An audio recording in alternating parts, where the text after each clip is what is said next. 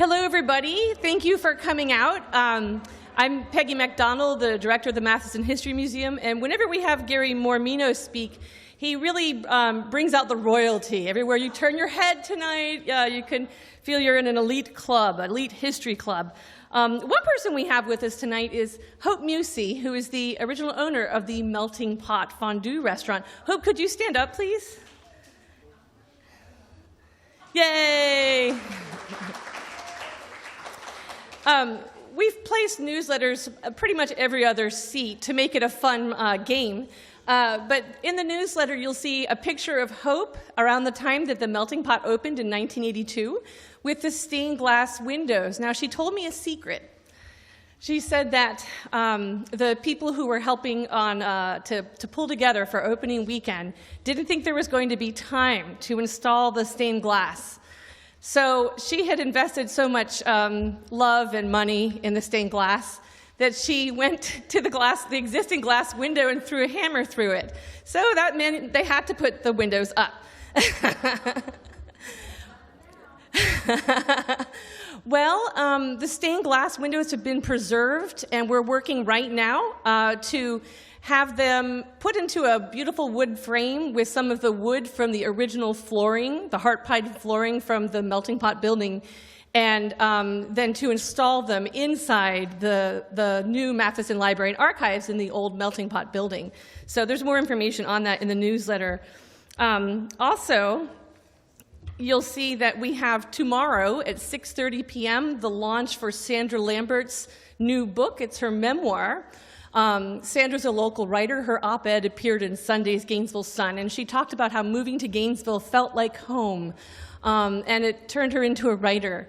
So that's tomorrow. We also have on Saturday, because I don't like to ever go home and, just take a nap, the Latino Film Festival. This is one of 2 films that will be shown at the Matheson. So there's a big poster as you walk into the museum. That's Saturday afternoon at 3. Another event I'd like to mention, it's on the front of the newsletter as well. There's a picture of a young, mean-looking Steve Spurrier as the Heisman Trophy Award winner. We're having our Founding Families Gala Friday, November 2nd at 5:30 p.m. That is homecoming weekend, and I can't imagine a better way to spend it than with Steve Spurrier, who will be our keynote speaker. And we're honoring 5 local families who have made significant contributions to local history. Also, this is an important way for us to keep the museum going. And I'm going to end with our flyers. There, you have the Weird Wild Florida series. This is, the Matheson has received a grant from the Florida Humanities Council, and our first part of the series is next Friday the 21st with Jeff Klinkenberg. And we get to have a twofer with Gary this year. Dr. Mormino is coming back in January to talk about 10 quintessential Florida foods. So we will have more. And I have to tell my brief Gary story. It's my favorite Gary experience when I worked for the Florida Humanities Council while I was finishing my dissertation. And the council's office is at the USF campus. And I was walking around, and Dr. Mormino walked by, and he had a white feather on his face.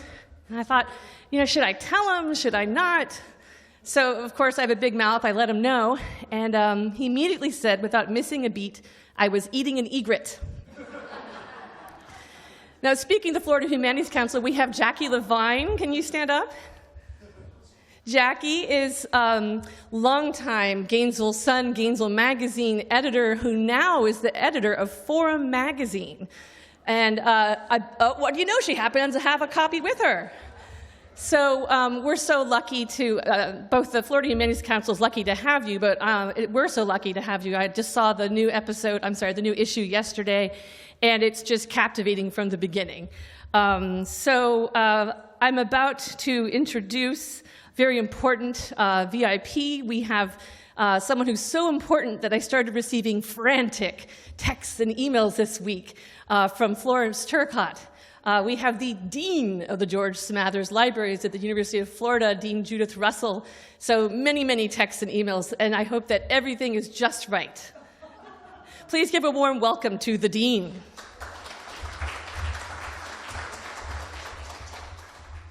I'm not sure why there would have been so many interesting texts and things, but I am really delighted to be here with you this evening. As you may know, the Smathers Libraries at the University of Florida and the University Press of Florida are partners with the Matheson History Museum in bringing Gary Mormino to Gainesville today.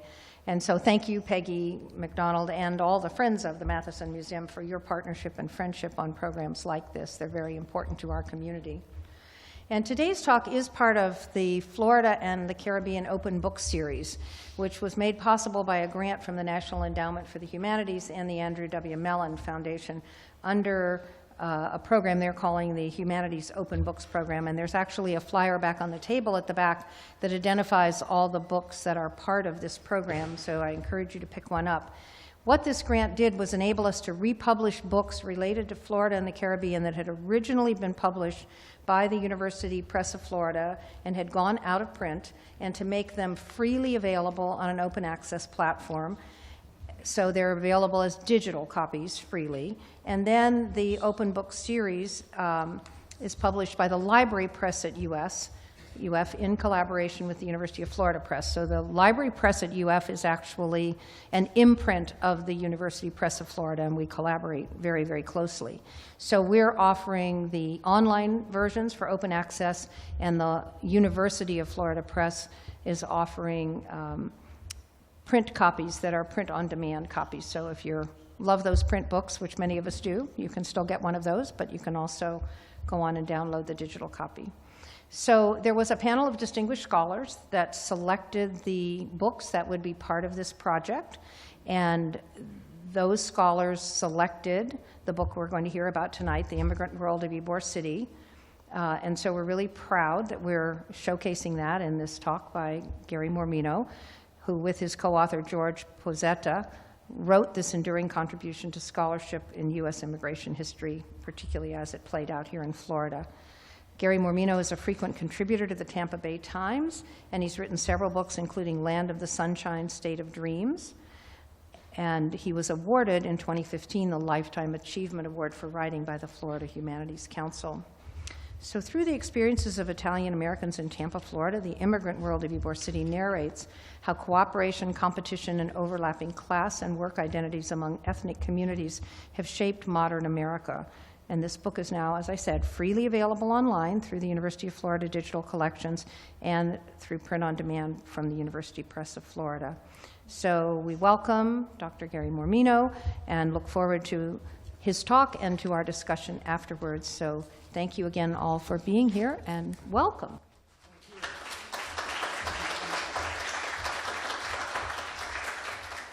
Thank you for that gracious introduction. This is very strange, by the way. I'm trying to think the last time I gave a talk about Ybor City. It's been a while. The book came out in 1987, but as with most books, there are much deeper roots involved in it. And the story really begins in 1969. Lynn and I had just been married. Right after our honeymoon, we wind up in Chapel Hill, North Carolina, where I'm beginning grad school at the University of North Carolina. A week later, I get my draft noticed, and talk about fortune.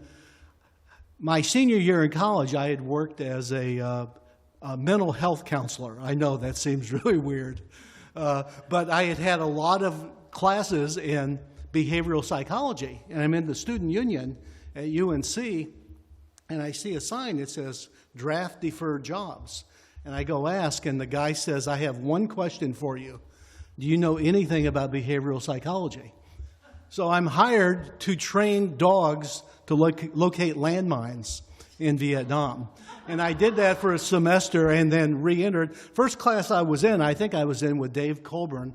But you make lifelong friendships. And the other person I met was George Pozzetta. I don't think I met George for several months, but people had been saying to George, you know, there's another guy here working on Italian immigrants. My family had come from Sicily.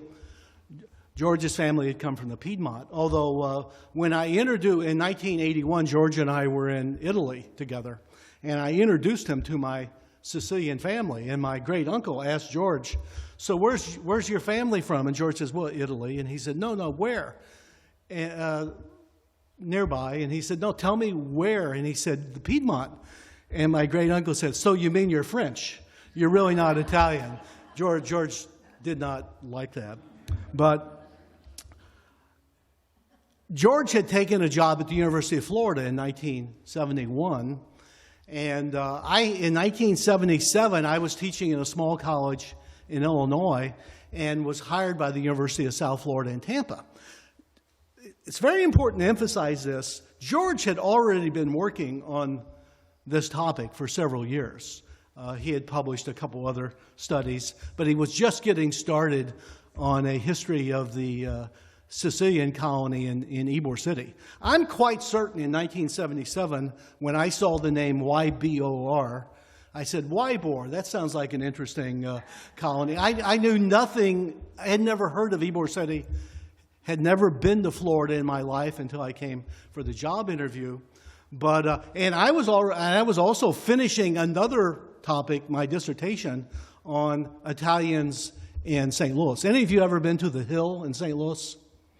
To show you how stupid I was, the first time I arrived on the Hill, I was working on my dissertation, and I arrived there early one morning, and there's this huge man. He's about 6'5", 300 pounds, and I rolled down my window and said, excuse me, is this Dago Hill?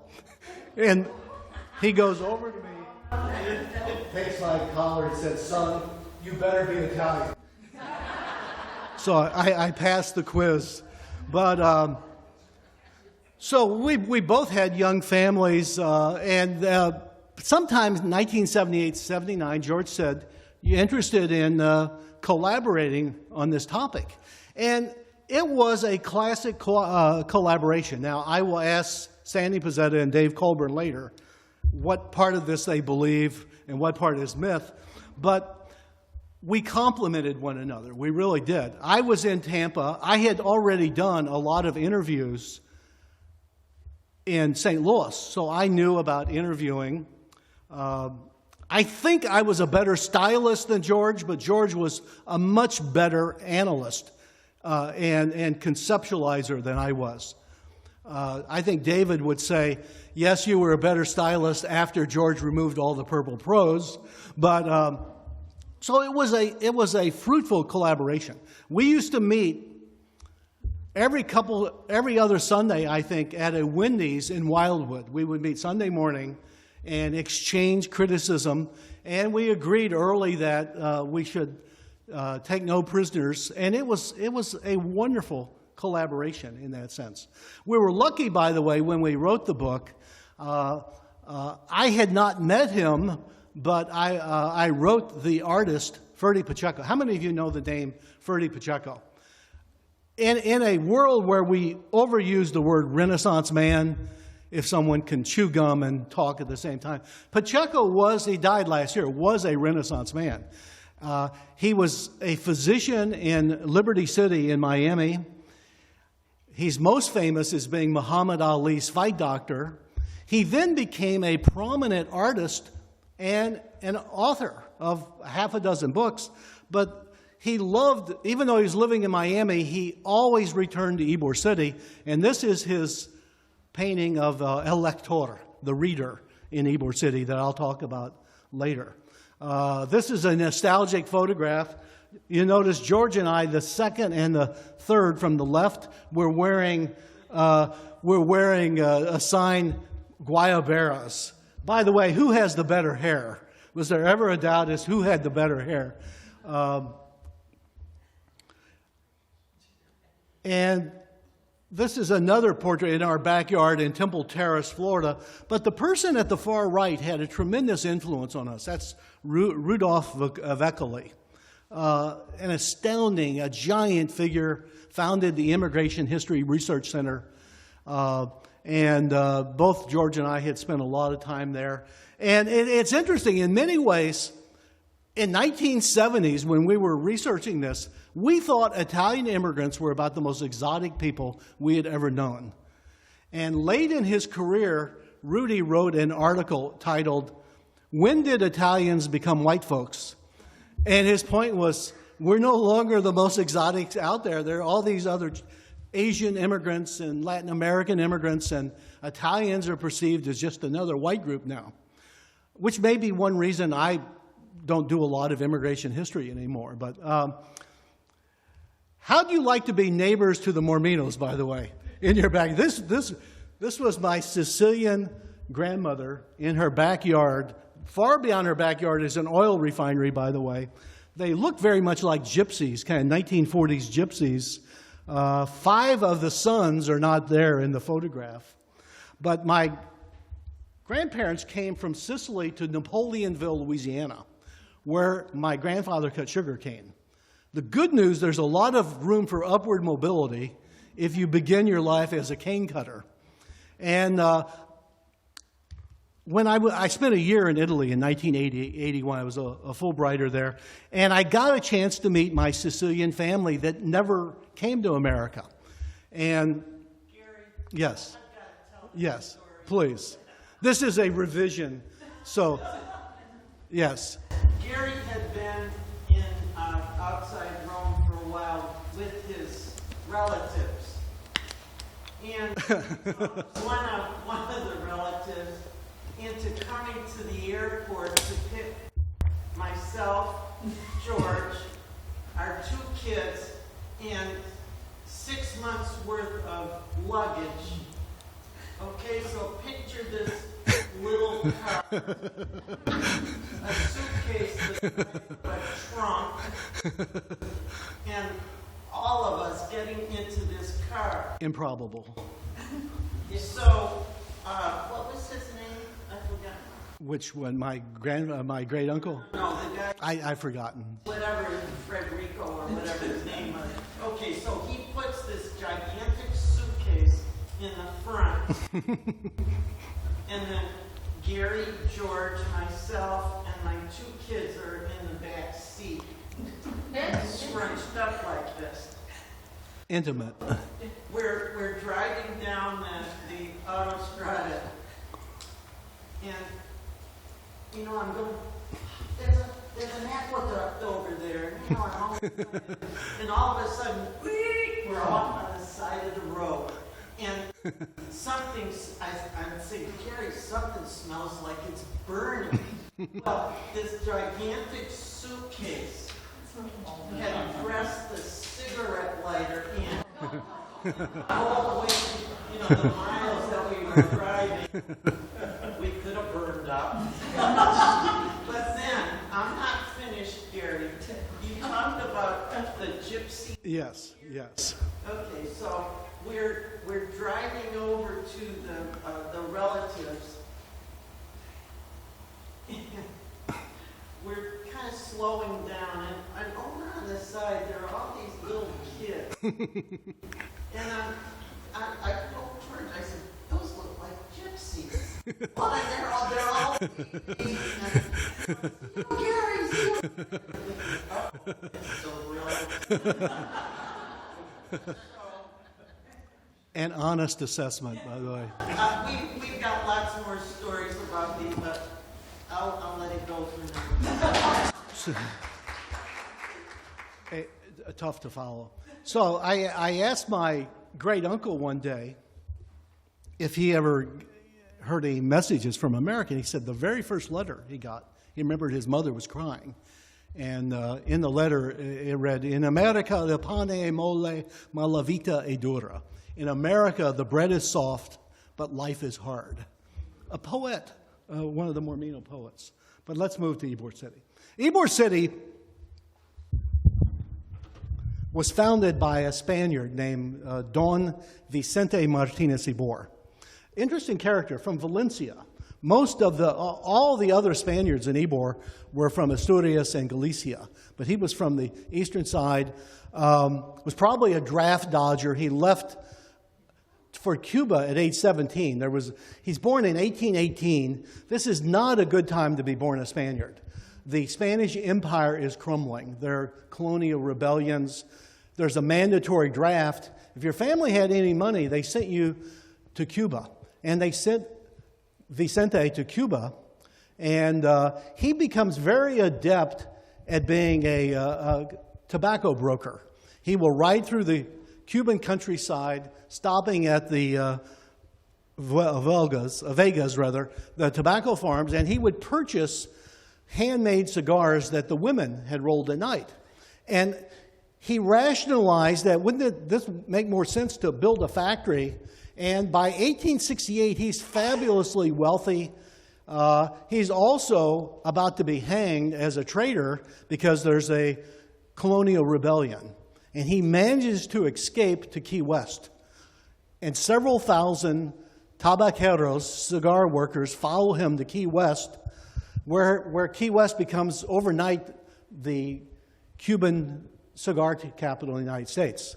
The turmoil will also follow him to Key West. In 1886, he moves his operations to Tampa. And this is the first brick building built in Tampa. It's still there today. It's today, interestingly enough, it's the Church of Scientology. But it was the VM Ybor factory, and it gives you an idea of how beautiful these factories were. I always would tell my students, every generation deserves its own Ybor City, meaning that there's about 6 generations of Ybor cities. I don't particularly like the present-day Ybor City, tattoo parlors, etc., but every generation deserves its own Ybor City. I think the ones that George and I chronicled were the most interesting, roughly from the 1880s to the 1930s. This building was one of the wooden cigar factories in Tampa. It's now being remodeled as luxury apartments. What stories these walls would hold. You can see some of this is the Perfecto. When the Perfecto Garcia factory was closing in 1986, I waited outside the factory for several hours for the workers to come out for their last day. And an elderly cigar factory woman told me, "We're the last of the Mohicans." And an elderly man came and said, "See that tree?" He said, that's why the factory was called El Paraíso, because that was a paradise tree. If you fell asleep and just awoke, and you weren't sure where you were, you'd say, "Oh, this is a lecture on Spanish Romanesque architecture." Several factories look like Romanesque church towers. And this one is in West Tampa. I took that about 1988. So now it's the interactive portion. So this is a postcard from Ybor City around 1900. I have always argued that if every document chronicling the history of Ybor City vanished overnight, but only this postcard remained, you could reconstruct a history of Ybor City based on this. So think of the journalistic who, where, when, what, and why. Most importantly, why. What characteristics emanate from that photograph? This is, by the way, this is not the photograph of your uncle at the Standard Oil Refinery or the Carnegie Mills. This is a very different industrial environment. What do you see here that's striking? Different races. Now, think about this. This is Tampa, Florida, the southernmost state with a very high lynching rate. Are you kidding me? Blacks and whites are working together. Not only that, this is a black man and a white woman behind him. This is lynching incendiary causes in North Carolina. It tells you something profound is different about Ybor City. What question do you have about the black man, though? Nothing is simple. Is he simply an African American? No, he's an Afro-Cubano. And race in the Caribbean is different. Not to say that there's no such thing as racism, it's different. Cubans, the Spaniards and Italians who came had no background of racism, really. They were victims of racism. So they had no trouble or hang up about working with black men. By the way, their children went to, what's the name of the school? the saint to the slaves, Jim? Who's this Colombian saint to the slaves? Anyone? I forgot.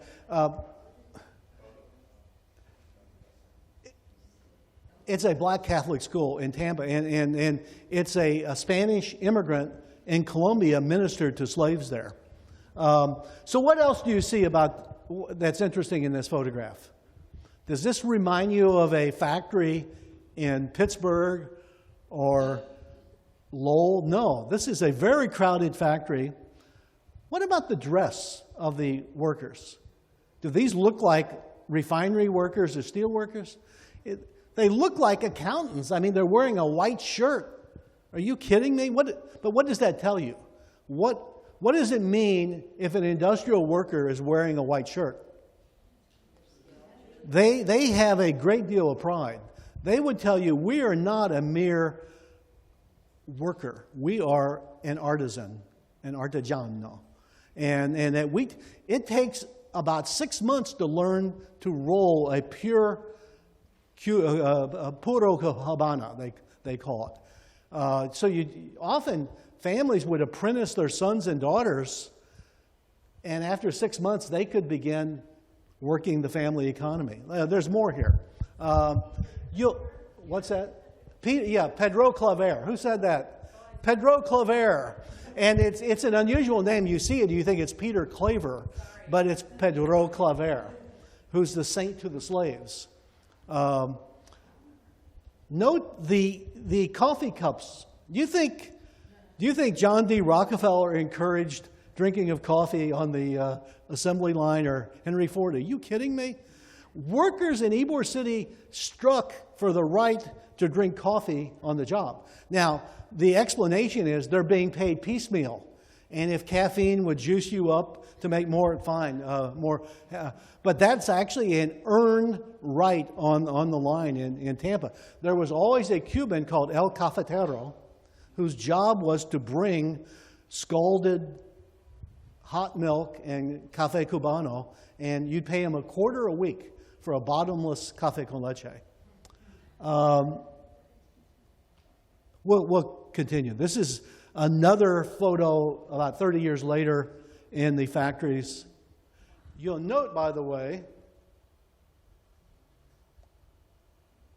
that is El Lector on a podium. I've got better shots later. So this is I believe, the only interview that George and I did together. So it's May of 1980. I told him, someone told me they had a family friend named Jose Vega Diaz. He was 96. I think he's also the oldest. By the way, Vega Diaz may have been in that portrait. He was a tabaquero. So I never got into the intellectual depths of what oral history should be. To me, it was very simple. I want a good quote that puts color and humanity in immigrant lives. So I asked Mr. Vega Diaz once about that. He was living in a retirement home for ex-cigar makers. I asked him about his wife, and he tells me the story. They were in a home 60 years, and someone had painted an X, meaning urban renewal was going to take it down. The night before they moved, his wife, Blanca, said, I can't. She died that night at her home. But this is the single best quote I think we ever got. I asked them, you're supposed to ask neutral questions. Tell me about religion in Ybor City. And he responds. This is a 96-year-old man with about a third-grade education. He said, you know what Victor Hugo say? Now, how many of your students begin an answer to, well, here's what Victor Hugo had to say on the topic. Victor Hugo was a favorite. He said, in every town they have a school teacher. The school teacher is the light. But in every town there is someone, and he goes, who tried to blow away the light. That is the preacher. So he didn't answer the question, but he did in an illusion. And how appropriate that there's a cigar label called the Victor Hugo label. When I would ask people, because the reader read novels, and I would often ask them, their favorite novelist was Victor Hugo. Their heroes were Hugo's heroes. The young, idealistic student who is on the top of the ramparts. The good priest. Remember in Les Miserables, the priest, remember Jean Valjean steals the silver from him, and the police are about to rearrest him, and he'd be for life. And what's the priest say? He said, no, I gave him that silver to save him. But his enemies are Hugo's enemies. The corrupt mayor, the provost who's insane and power-hungry. Okay.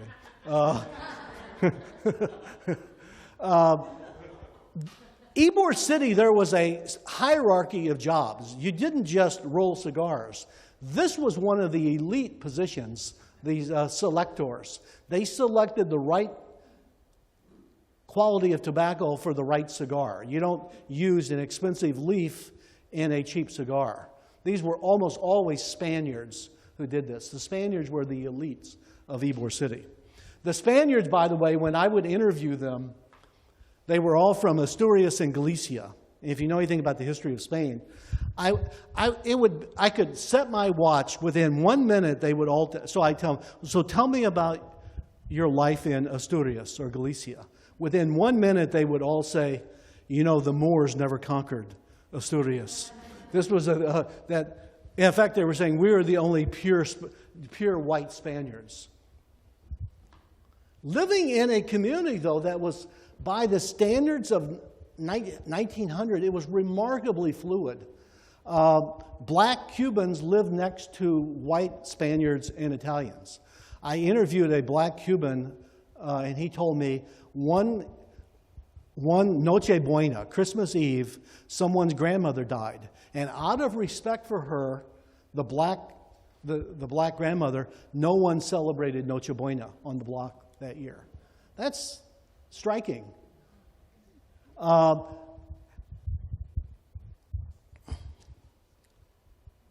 Lewis Hine, about 110 years ago, one of the great problems in urban America, this was just gnawing at the body politic, was child labor, the abuse of child labor. And you could write editorials about it, you could write books about it, but nothing is quite as dramatic as a photograph. And this is his photograph of two Italian girls in the cigar industry. What do you think? They're 10 years old at most, maybe 11. But the Italian attitude is like the fingers of the hand. Only if everyone works together can you form a fist. And that's how you survive. There's a box factory. This is the Association of Readers. And I interviewed this man. I think he was the last surviving reader. I interviewed him with Fredo Rodriguez. And that card would get you in a lot of places. Being a reader was the equivalent of a rock star. There were women who were readers. The most famous was Luisa Capetillo, a Puerto Rican reader, lectora. His nickname was the Prince of the Readers. By the way, look at the shoes. Is that a dandy? I mean, wow. So I get a email about 10 years ago from the Lewis Hine Foundation. This is a great story. They said, we want to find what happened to these children in all hundreds of Lewis Hines. And Hines spent a lot of time in Tampa photographing. So this is a newspaper boy. I found the answer in about 10 minutes. I made 2 phone calls, and we had the answer. Hines had put that his name was Balenti, B-A-L-E-N-T-I. There are no Balentis in the phone book.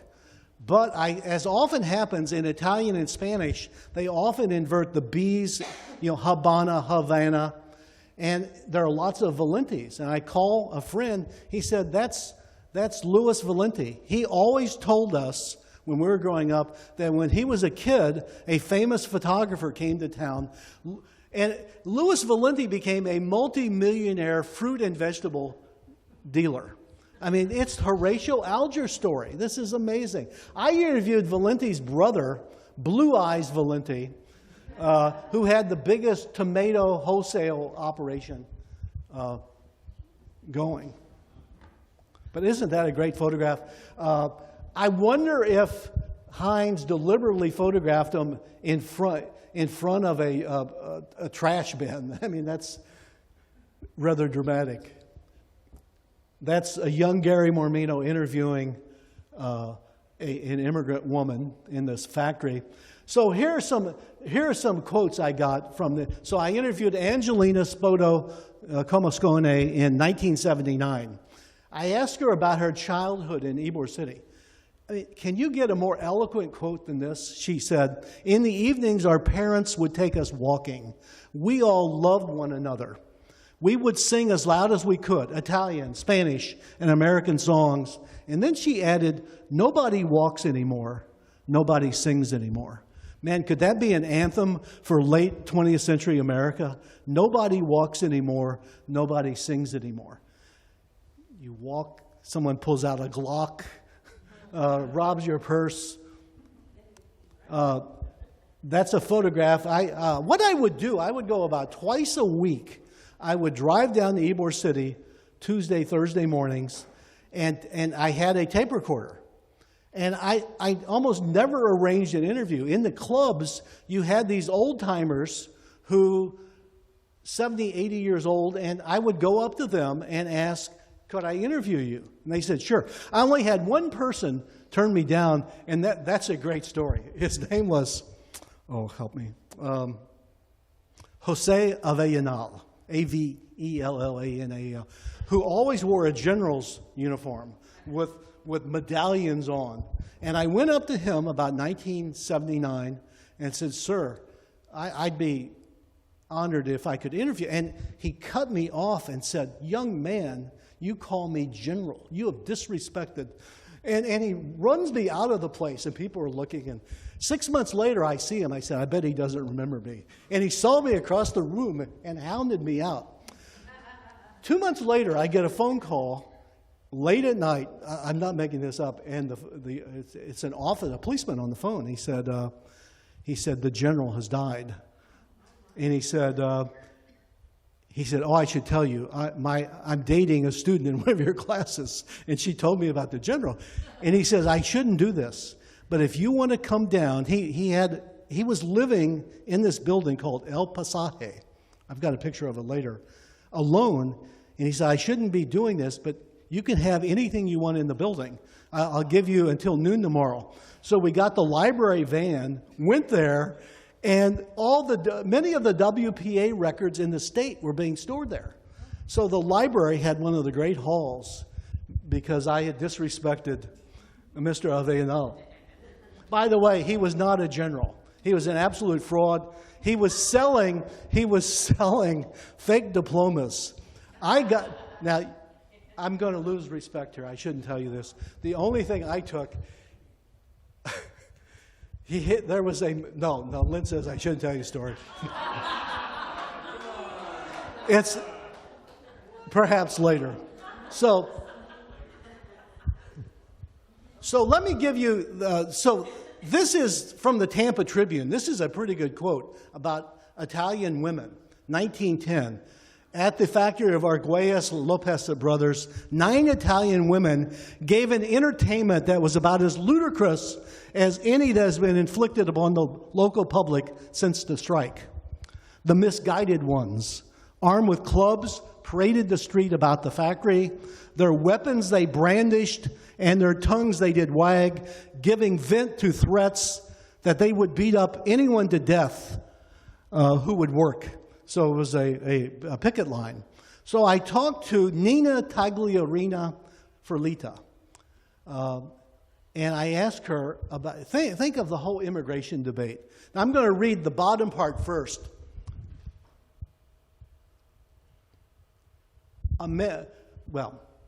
Unfortunately, on the ship at Ellis Island, unfortunately, there was a man who died on the boat, and they had to fumigate everyone who came in. Imagine a 14-year-old girl disrobed in front of adults. They threw on us all kinds of disinfectant. The stink, I still smell it. They gave those hoses like firemen have and swish all over the place. But that did not give me a bad impression of America. And then at the top she says, this is movie-worthy quality quote. The minute I saw the Statue of Liberty, I left everything behind. It was like stepping on a piece of ice, and by the time you're on the other side, it's melted. Wow. That's why the interview. And someone, it's interesting, if someone wanted to do, how many of you knew Sarah McNamara?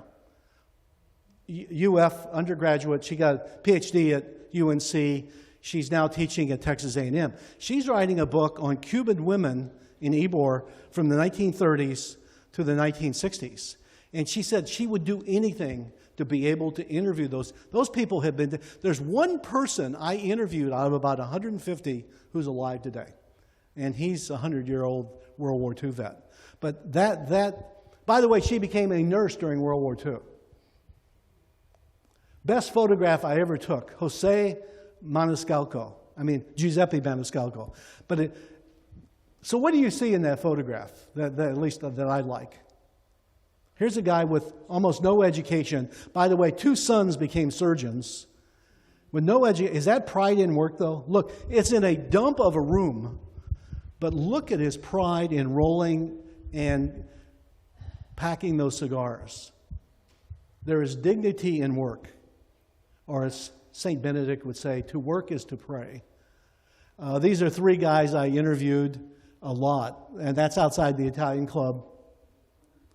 I interviewed Dr., if you've ever been to Tampa and taken Highway 60, Adamo Drive, he asked me on his deathbed, it's Adamo Drive, not Adamo Drive, Adamo Drive, prisoner Baton Death March. Here's another Lewis Hines photograph. Note the broken frame, the glass frame, but it almost lends kind of a dignity to it. You wonder what happened to those kids. They look like the R Gang kids. Ybor City was a very progressive community. For instance, they all had medical associations they belonged to. Frank Adamo, the physician there, he told me that if the American Medical Association made it very clear, if you worked at the medical collectives, the cooperatives, in the clubs, you were blackballed forever by the AMA. You could not work in private practice. They were worried about these. They called it socialized medicine. It was really cooperative medicine that you had. But it was a very, I think Ybor City immigrants had the best medical care of anyone in Florida. When I went into the Italian Club in 1977, I went to the back room, and they had a medical clinic that had been closed about 25 years. It's as if someone locked the door and no one had ever been in there. They had old X-ray machines. The people would tell me their fathers would take them in there on a Saturday morning, and he'd tell the doctor, take their tonsils out, even if they don't need taken out. And he'd pick them up at 5. The Spanish clubs had modern hospitals, probably the best hospitals in Florida. This was Rene Salazar's Cuban club membership. And people would tell me often the day you were born, your father would enroll you in one of the mutual aid clubs. One of the most interesting was the Afro-Cuban, the Black Cuban Mutual Aid Society, which flourished at this time. Look at that. If you didn't know what that building was, you would say, that's a cathedral maybe. That's the Centro Asturiano from Asturias. That's the Spanish club in Tampa. Most beautiful marble bar I have ever seen. This is probably the best run of the mutual aid societies. That's the hospital for the Centro Español. That's a hospital run for Spanish immigrants, the original bad hombres. That's outside the Spanish Club. So this is the Centro Español. I interviewed a lot of people there. I would walk in, look at the mosaic on the floor. There would always be 20 old-timers in the morning when I would walk in. There are none today. There haven't been any in 20 years. This is the Cuban Club. There are 6 lavish clubs. They also present a real challenge for the members of the club. These clubs are kind of dinosaurs. When I try to explain this to students, I use the example. So imagine you're on a first date, and the guy asks you, "So who are you?" That would be pretty intrusive by today. But in 1900, the answer would have been very easy. I'm the daughter of Cuban immigrants, or I'm a Sicilian immigrant. You identified yourself by your ethnicity in those days. That was your Irish, Polish. It's more complicated today, and the clubs have lost their focus, their lodestar. And these are expensive. If the city wants to maintain them, they're fabulously expensive to maintain. And there's not a clear repurposing that would take place. This is the Italian club. George and I, when George would come down, we would always do a beeline to the Italian club. The Centro Español in West Tampa. Look at that. Who builds structures like that anymore? I mean, these are more like cathedrals than these working class clubs was what it was. Look at that Spanish exterior with the Castillo and Leon signs there. The balconies of Ybor City. Ybor City also had an interesting Jewish community. It was always a minority, and it's hard to figure out whether they lived in Ybor or were part of Ybor, in Ybor, or of Ybor. But what an interesting group. They were all Romanian Jews who had spent time in Key West, and they had learned Spanish in Key West, and had come, and they operated department stores and things like that, but they all spoke Spanish and some Italian. The Ybor School, when I would interview the old Italians, I would always ask them about their education. And they would use a word. I remember trying to find this in my Italian dictionary. They said, well, I went to the Friscola. What the hell is a Friscola? And they meant free school, and what they meant was a public school. They didn't have that in the old country. That's the building that the guy who hounded me, Aveanal, the general, that's my favorite building in Ybor City in terms that it looks like it has style and everything. And that'd be a good place to end it now at having a cafe con leche. Questions, please, ma'am. So I have a question about Columbia. Yes. Okay, did you go in there and interview a lot of people in Columbia restaurants? You know, I did not, and I regret it, actually. As a little girl, we started going there when I was 10, so it was 1963, and we always sat in the out section where the poor men were. Yes. Had beans, rice, and bread. And they were doing their cigars, you know, and from then I started collecting cigar boxes, and I have them all over my house. And Interesting. every bill I started collecting. But the other question is, and that is a shame we didn't spend Yes. there, because it was a magnificent place. It Went into it. It remains a classic. But how much were these people making? I calculated that a cigar worker, a tabacero, in 1915 made as much as a union carpenter in Chicago. And price of living was very, so it went a long way in Tampa. Now, there's an asterisk there. That's also assuming you worked 12 months a year. But what I left out of this was the turbulence of the strikes. This was a very violent. Actually, the story I should tell, to finish your question, still the iconic dish is black beans and white rice, and they call it moros y cristianos, Moors and Christians. The story I should have begun with, and I forgot it. So So it's one day after the book has come out in 1987. George and I are so proud to have this out. I mean, we worked really hard on this. First book's published in the University of Illinois Statue of Liberty series. It was originally published by University of Illinois Press and then by the Press of Florida. I'm in the library and I get a phone call. And I could see this guy's agitated. He said, "Are you one of the authors of this new book?" I said, "Yes." He said, "Do you have a copy with you?" I said, "Yes." He said, "Please turn to page 142 and read to me the second line from the bottom." And it read, "Among the prominent anarchists in Ybor City were Pietro Lodato." He said, "Stop. That's my father. You called my father an anarchist." He said, I'm not making this up. He said, "Are you going to be in your office a few minutes?" I said, "Yes." He said, "It's in the fourth floor library." He said, "Good, I'm going to come by and kick your ass." So I called George. George wrote that chapter. I did not write that chapter.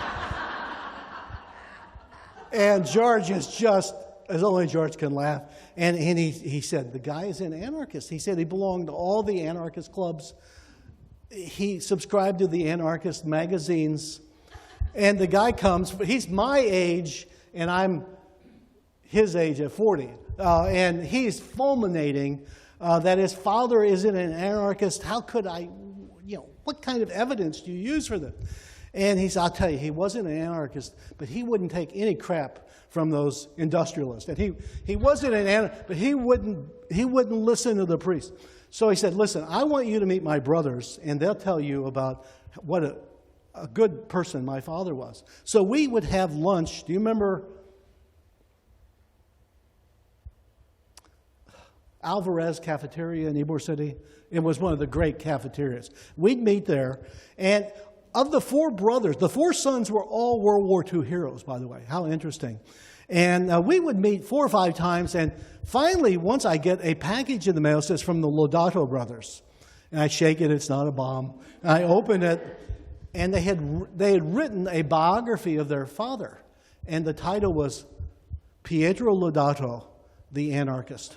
And they concluded our father was indeed an anarchist, but he was an honorable man when being an anarchist meant something. Obviously, it's an interesting question. So today, your daughter's dating someone who tells you, "I'm an anarchist." Do you push that relationship forward? Interesting.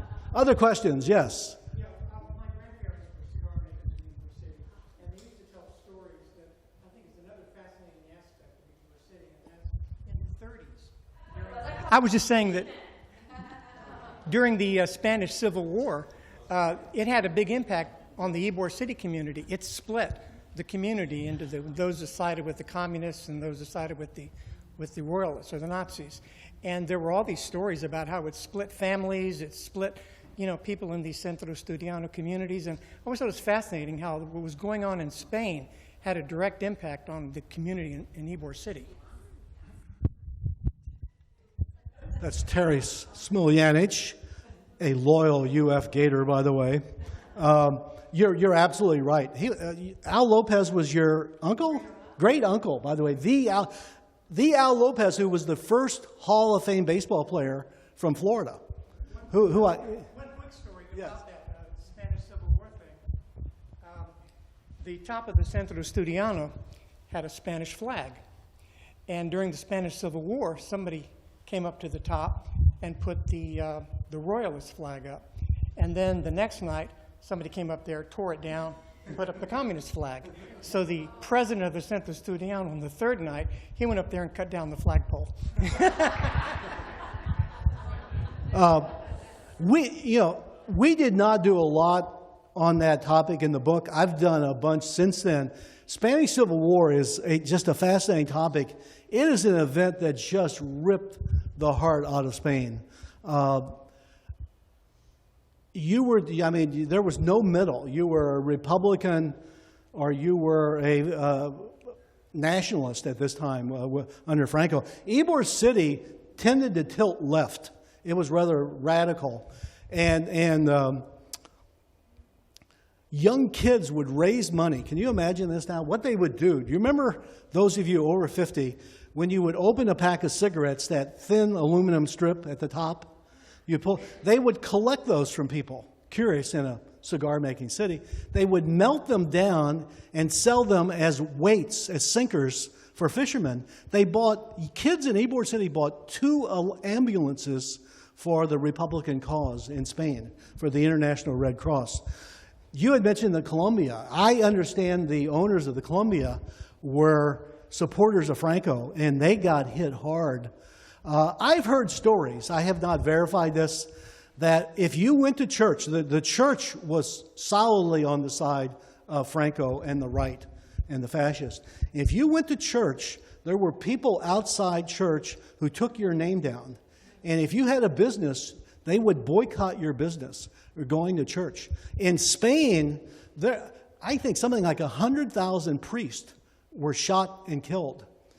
If you were a businessman, you had a very good chance of being shot by the other side. It was just a terrible civil war, and it ripped Ybor City up. I've heard more about the side on the left than on the right, but yes, there was tension. And there was no middle ground. People would go through the streets singing, "No pasarán," they shall not pass.